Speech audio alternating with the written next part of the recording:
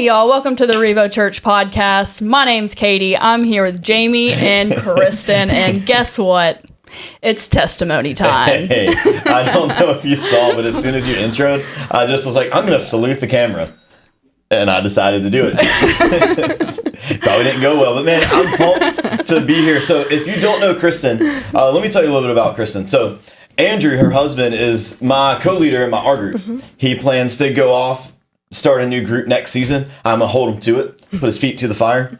But what was really interesting was the first time he was like, man, I want to start a group. I'm talking to him. He's like, but I just don't know if I'm ready. I was like, well, come co-lead my group for a season. I was like, great. I was like, is Kristen going to join us? He's like, I don't think so.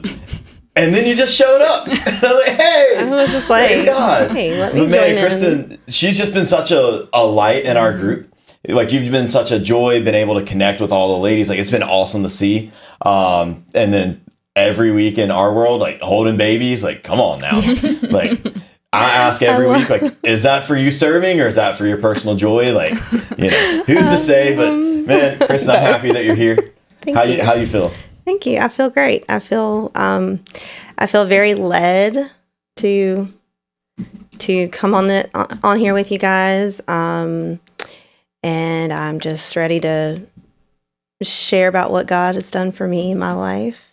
Yeah. I know this was something you had talked to me about of like, man, I want to get on the podcast and share my story. I was like, well, great, let's get it set up. Yeah. And then I think it was like a couple months later, you went to Belize and you got to share your story at Belize. And so now I got you telling me, hey, I want to share my story. I got Candace being like, you got to get Kristen on. You got to get her story on. I was like, guys, we're going to get Kristen on. And now we're here. So man, I'm excited about that. The thing about Belize too was amazing how much like, we had Wi-Fi there. It was very spotty. And like, I didn't even want to know what it would cost to receive a message like out of the country. But I had a flood of messages, and Casey was actually one of them that was like, hey, you've got this. Like on our women's night, when I got up and shared my testimony, and sweet. I felt that. Like awesome. I felt that when I got up there and I spoke to those ladies and I shared my story, and I felt all of the prayers that have been prayed over me. Yeah, and like it has just like ignited a fire inside of me. Like I need to tell more people. I love that. Love the Lord working through that. Yes. Oh yeah. I mean, we talk all the time about how, man, we can talk all kinds of Bible stuff. But my favorite thing to record, I'm assuming it's Katie's favorite thing to record, is when we can get people to come on and share their story of Jesus, because can't dispute it. You can't dispute it. No, absolutely. It's the story of the blind man. I was blind. Jesus showed up, and now I see. And they're like, well, but that doesn't make sense. Exactly. It doesn't make sense. So let's start with this, Kristen, as we're looking at your story, your testimony.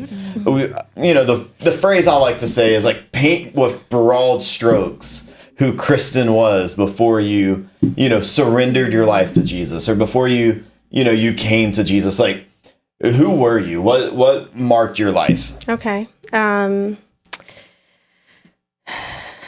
I wrestled with how to actually present this, because there's a lot to it. My childhood was not great. And that led into a really rough adulthood. I felt like I was just like stuck, like all these bad things kept happening to me and I couldn't figure out why I couldn't catch a break. And I will kind of rewind a little bit to say that like I did grow up in and out of church. Yeah. And so I knew about God. I knew about Jesus, but I was not following him. I was not being obedient to him. And so instead I wanted to find everything else to blame for my problems. Like, and if Jesus really loved me, he wouldn't have allowed all these bad things to happen in my life. And, I was very broken. Yeah. Just very weighed down by all the past trauma and the hurt. And, that just kind of spewed all over the rest of my life. You know what I mean? Yeah. Like it just kind of all it's that one of those, hurt like, and that a snowball effect. yeah, Almost. yeah. I couldn't see the forest for the trees. Yeah. You know, Yeah. if I can Yeah, explain it that way. I mean, I think for me personally, I've been in moments in my life where I'm like, especially before I knew Jesus, where I felt like I was just stuck, like staring at the problem, like, why won't this fix when there's a whole ocean out there? So talk to us a little bit about, you said you had a really unstable childhood. You said, you know, some past trauma that you know, caused this big spew. Talk to us about a little bit of that. You know, you can get as in depth as you want to, but what was some of the, you know, some of the things that made it unstable, that made, you know, some of the trauma maybe? Yeah, just life with my parents. My dad was an alcoholic, and by the time I was 1 or 2 years old, he was in prison for habitual DUIs. And then he was just in and out. Like he was, but surprisingly, he was the most like stable parent in my life. Wow. Like, you know, which is because my mom, she struggled with a lot of mental illness and it was hard for her to be present, you know? And so, and my dad would always like brag about how well Kristen basically, you know, raised herself. Yeah. And I did. I was the parent in a lot of the situations, and so that was hard. And I saw a lot of things earlier than I should have. I had to grow up, and it hurts now. Like I had to grow up before I should have, and it hurts now because I see my children and the things that they're getting to experience and enjoy, and. It's almost like I wish I had that. Yeah. And so then going into my teens, like I just wanted to get out. Right. I just wanted to just, you know, but I mean, I already had all this freedom because there was no one telling me not to do this, not to do that. Yeah. You know, so I didn't know which way to go. And luckily I had really great, like, friends with really great parents who took me in under their wings and was like, hey, we're going to show you, like, I mean, I had like friends take me to church with them and just I got to see what like a family looks like and what, you know, not a lot of chaos in the family looks like, you know, something stable. Yeah. And so I'm very thankful for that. But I saw a lot of things that I wish I hadn't seen and heard a lot of things I wish I hadn't heard. And it just never seemed to get better. Yeah. You know? And so I actually started taking myself to church at a really young age. We had a vacation Bible school down the road from our house.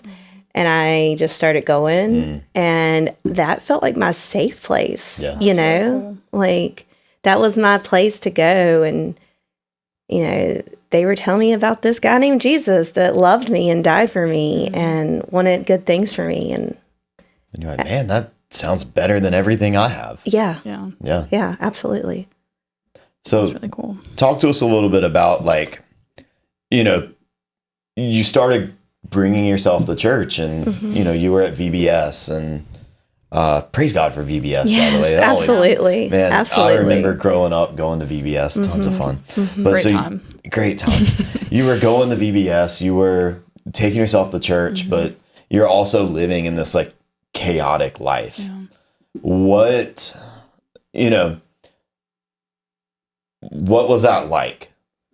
Seeing that, like, you saw church as an escape, but also, you know, then you'd come back home and be in this chaos. What did that feel like? What did that drive you to start seeking like happiness and joy in?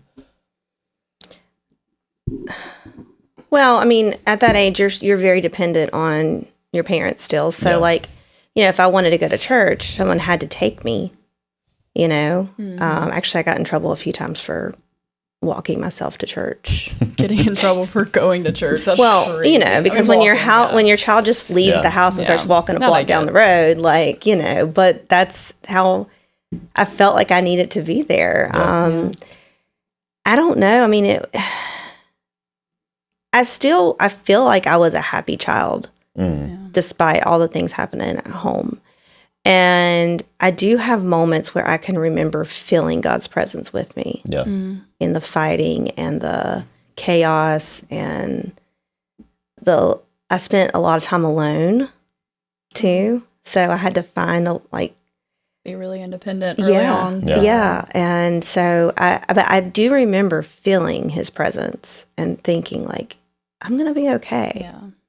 That's really cool. Yeah. Like, and you said something earlier of like when you were at VBS, like that's like your safe space. And like it reminded me of like, and you walk into church and like being like, I feel like I need to be there. You know, and it's like, I did. That was cool. And that kind of reminded me of like, I mean, different circumstances, different everything kind of, but like Jesus at the temple when he was 12 and his parents are like, got mad because he's like, what are you doing? Why are you here? And he's like, I just felt like I needed, like, I'm talking to my father, of course. Like, and so like, I mean, you've mentioned God kind of behind the scenes, right, at work in some of your life. And so like, was there a moment, like a certain moment that caused things to turn around for you, caused things to change, do you think?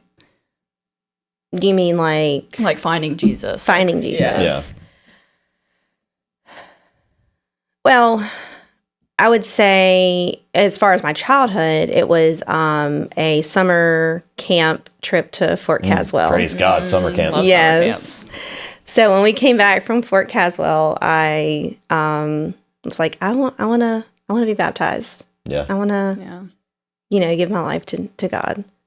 And I was very sure about that. That's really cool. Because I felt like I said, it was just that normalcy of like, this is what life should feel like. That peace that I felt in his presence. And so I wanted to continue to feel that. That's really cool. That's really cool that like, despite all of your childhood, there's like a few moments, like that moment at the summer camp, the Lord's even working through that, that's powerful. So talk to us a little bit about, man, you found Jesus and you got married, right? How did, but you even said like you were in a very unstable home of, a mom struggling with some mental illness, dad that was an alcoholic. How did that play a part in your marriage, and like kind of what was some of the intersect in that with also knowing who Jesus was? Like, are you talking about like now? Yeah. Like how does it play? Yeah, like when you and Andrew first got married, like how did that look versus, now? Yeah. I mean, it was really hard. One story I love to tell, and Andrew, I feel like he gets embarrassed every time I say it. But one of our first. All right, Andrew, if you're watching, close your ears on this one. It's a very sweet story. I just think he like rolls his eyes a little when I say That's it. funny. But one of our very first dates, so our very first like one-on-one date. Yeah. He asked me if I attended church, and I was like, oh, I've never had a guy ask, let alone care if I go to church, And I was like, yeah, I've been going to this church REVO, but like I'm not very consistent. I haven't been in a few weeks, And he's like, well, let's both agree to go to church this Sunday. I was like, oh, okay, cool. I can do this, But I mean, it wasn't just that easy. I mean, it was great knowing that I was going into a relationship with someone that wanted a relationship with Jesus, but I also had a past that I was trying to overcome. And I still hadn't fully trusted in him to let go of some of those things, find forgiveness, find peace in them. So there were a lot of tears shed in the beginning of our marriage because I felt like I'm not good enough to be his wife. I'm not good enough to be, blessed with all of the things that I've I'm receiving right now, because I still have not forgiven myself first. Yeah. Or asked God for forgiveness. And I'll be honest with you, like, I wasn't really sure that, like, I knew I wanted to marry Andrew, but I didn't know what a stable relationship or marriage looked like. Yeah. You didn't have anything modeled for you. So, No.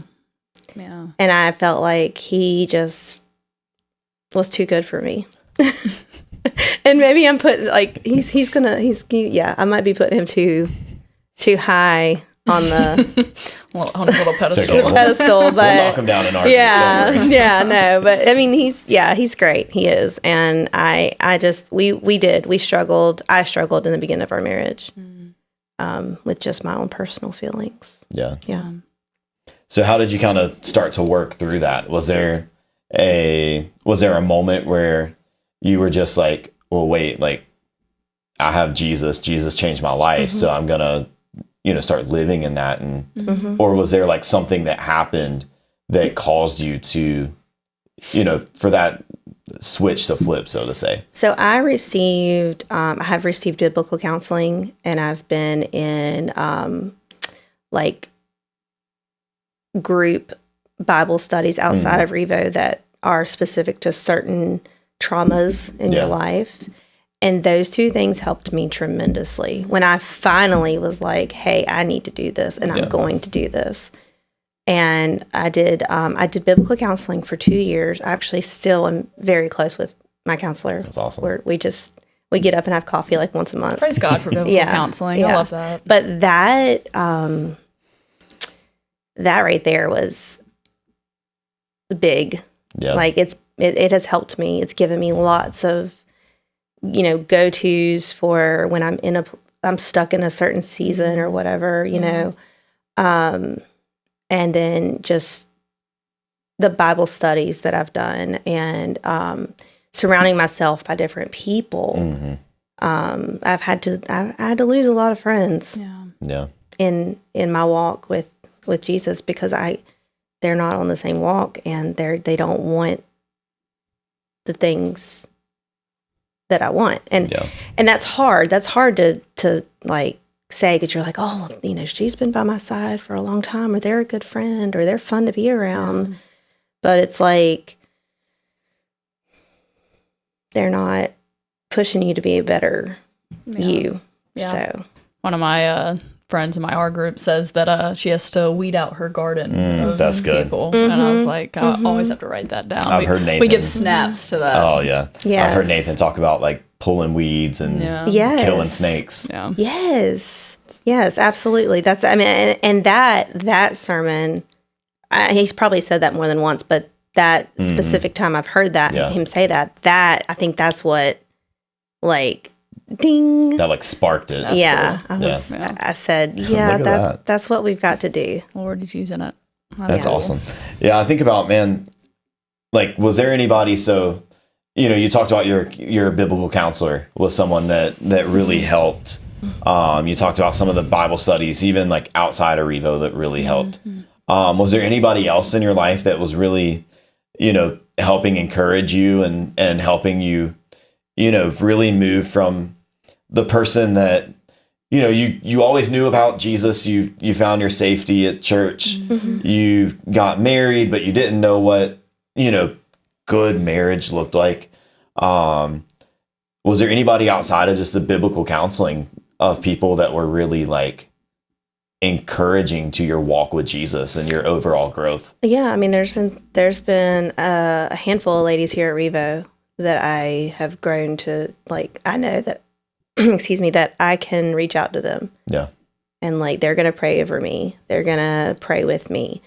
That's awesome. They're going to offer me advice, and, some of them, most of them, they're not going to sugarcoat it. Like, they're going to say, well, this is what's happening, and this is what you should do, and this is how I can pray for you. But they're not going to, like, when I tell them I've made maybe a bad choice, they're not going to, like, judge you. Yeah. And so I've got them, and then I mentioned Andrew. Andrew has kept me. We've come a long way in our marriage, especially in the past year. Like, we've just really started communicating better and praying more together. And we've kind of slacked on it lately, but we've been doing like devotionals together and stuff. And so that's cool. Like, to have that and to know that I have people in my corner, that I don't have to go through it alone, you know, because I mean, a lot of stuff still creeps up on me. I still battle with depression and anxiety. I still, you know, struggle with past things that will, you know, pop up in my memory bank. Oh yeah. You know. So there's a verse that I was thinking about today, that I knew we were going to come on and talk about this. And I thought this was a good verse. I wanted to see kind of your thoughts. So it's actually 2 Timothy. Okay. But it's chapter 3. So we're getting a little ahead. But 2 Timothy 3, verse 12. The Bible says, "Indeed, all who desire to live a godly life in Christ Jesus will be persecuted." The idea that if you're seeking to follow Jesus, that Satan's going to attack you.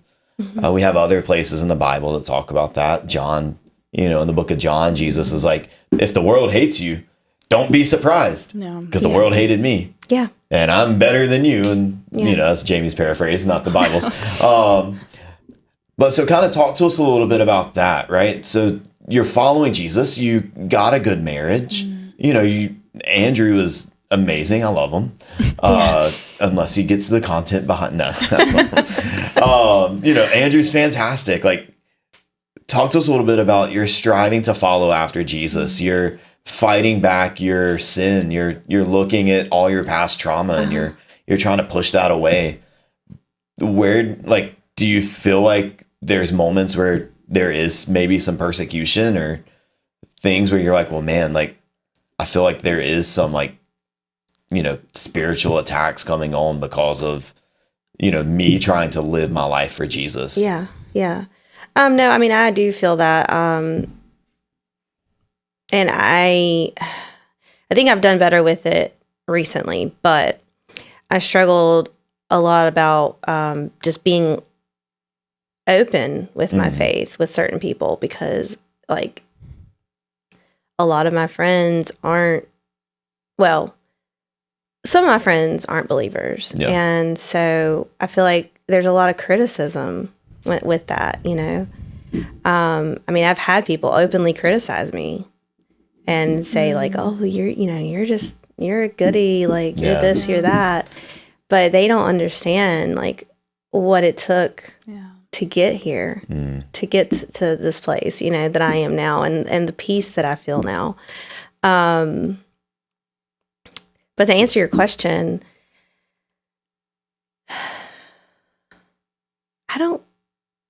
I can't really put my finger on anything right now. I'm sorry. No, that's good. No, but even like the friends or whatever, like people commenting of that, like that's like that can be a form of Well, it's okay. So if we're gonna take it to like social media, right? Like, you know, 1 minute somebody was your friend, and then you're like, oh, I haven't seen anything from them for a while. I'm gonna go check in on them, and then it's like that add friend is there, and you're like, so at what point did I say or do something to offend them? When like my feed is mostly like my family and church, and you know, like, you know, inspirational verses and stuff. So it's like at that point you're like, Am I too happy? Am I like what happened? You know, start to sit back and be like, wait a minute, what happened? Here? Like where'd they go? But you know, I think that's part of it, is just you know, you have to accept that with making the life change to follow Jesus, that you're going to lose some friends. You're going to lose, you know, maybe some opportunities. Maybe they weren't the right opportunities for you, you know? Yeah, and that verse is such a good reminder too, because sometimes it's like what you're saying is like, if that happens to me, I'm like, well, why? Like, this is frustrating. What am I doing wrong? Or am I doing something wrong? Like, what's going on? But I'm like, that's such a good reminder of like, we weren't promised like happiness here. Like, we weren't promised an easy life, but we were promised that God is with us, you know? And so that's such a good reminder that like, it's okay to weed out the garden or, you know, pulling weeds like Nathan says, or whatever that quote was. But it's like, that's okay. And like, Jesus is like, used your story, and he is going to use your story to help so many others, you know, which is so encouraging. That's better than like losing friends on social media. That's what I have to remind myself, because I'm like, what did I do something? Like, for sure. But I'm also like, see, that's why I just got rid of social media. So like, it's kind of my job, so I can't get rid of social media. Well, but so like you were saying,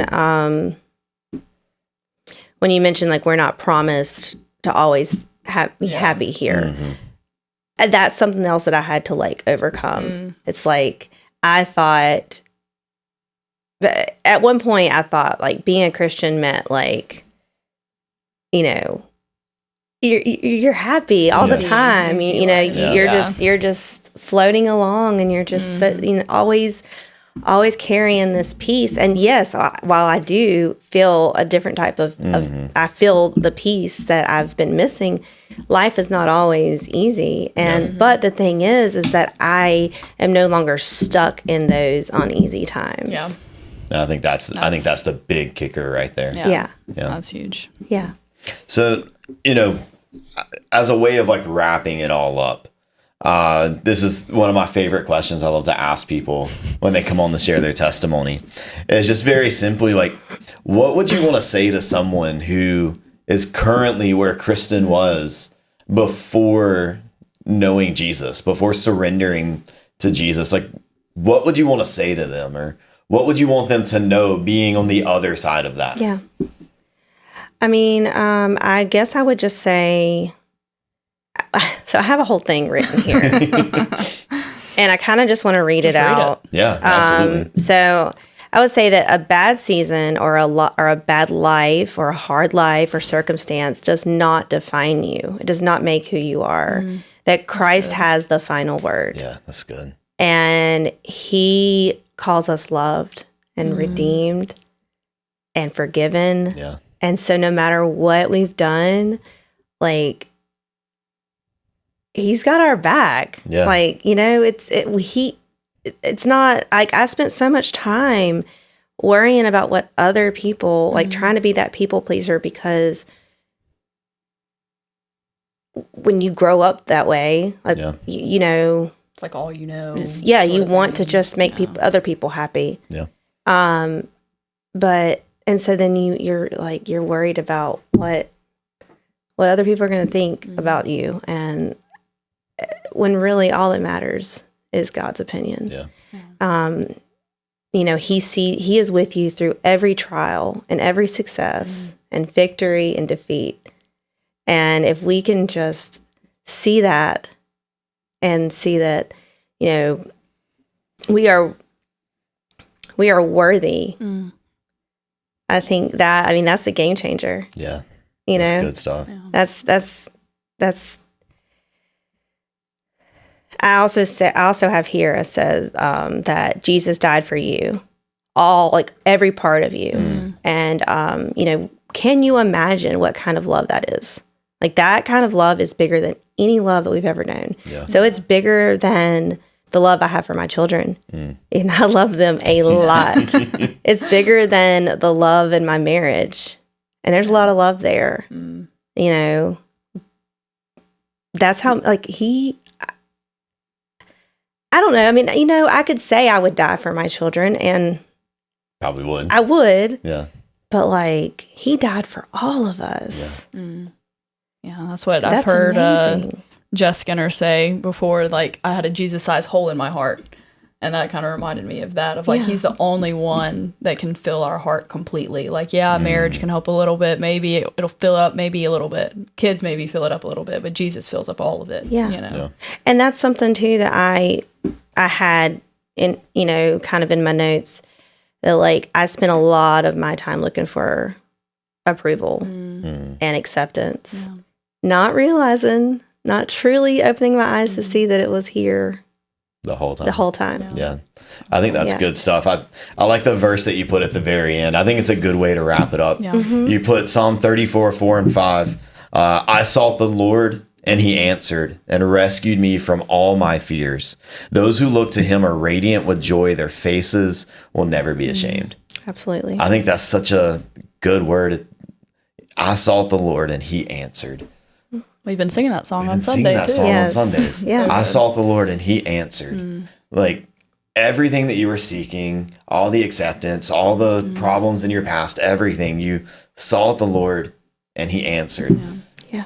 So, man, I think that's just so good. Kristen, thank you for coming on. Absolutely. Yeah. Thank you for having me. Stepping out of your comfort zone. Yeah. Love it. Yeah, this is big. This is big stuff. Like, I think that's so good. And The man, Lord's going to use it too. Yeah. I'm excited. Yeah. I just hope that it reaches others and that I don't want anybody to look at this and say, man, like, look what she did. Yeah. No, look what God did. Yeah. Look what God did in my life. Yeah. Love that. You know, I think that's so good. That's what I want to come out of this. Well, hey, if you're watching this episode and maybe something Kristen said resonated with you, I would encourage you, like, seek her out on a Sunday. Come to the South Fork campus. You'll find her and you'll find Andrew. Andrew's like a foot taller than her with a beard that's almost to where she's standing.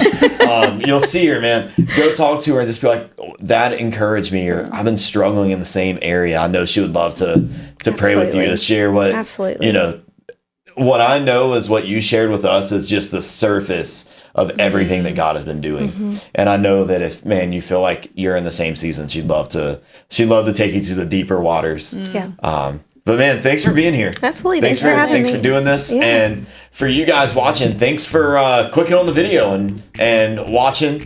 And we'll see you in the next one. Peace.